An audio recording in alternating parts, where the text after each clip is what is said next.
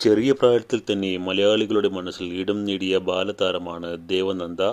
ഇപ്പോഴിതാ ദേവനന്ദയുടെ കാലുതൊട്ട് വന്ദിക്കുന്ന പ്രായമായ ഒരു വ്യക്തിയുടെ വീഡിയോ സോഷ്യൽ മീഡിയയിൽ ചർച്ചയാകുന്നത്.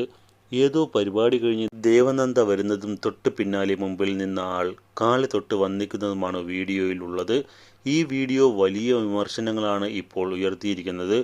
മാളികപ്പുറം എന്ന സിനിമയിലൂടെ ശ്രദ്ധ നേടിയ ബാലതാരമാണ് ദേവനന്ദ. സിനിമാ താരമായിട്ടല്ല, മാളികപ്പുറമായി ആ കുട്ടിയെ കണ്ട് വന്ദിച്ചതാണെന്നും സിനിമ, അഭിനയം, ജീവിതം അതിൽ ഏതാ എന്താ എന്ന് തിരിച്ചറിയാത്ത ആളുകളെ കാണുമ്പോൾ തന്നെ കഷ്ടം തോന്നുന്നു. സാക്ഷര കേരളം എന്ന് നാം സ്വയം അഹങ്കരിക്കുകയും അതിലുപരി അഭിമാനിക്കുകയും ചെയ്യുന്നവരാണ് നമ്മൾ. ഇതൊക്കെ കാണുമ്പോൾ കേരളം നാണിച്ച് തല താഴ്ത്തും എന്നുള്ള കമന്റുകളാണ് എത്തിക്കൊണ്ടിരിക്കുന്നത്. അതേസമയം തൊട്ടപ്പൻ എന്ന ചിത്രത്തിലൂടെയാണ് ദേവനന്ദ മലയാള സിനിമയിലേക്ക് അരങ്ങേറ്റം കുറിക്കുന്നത്.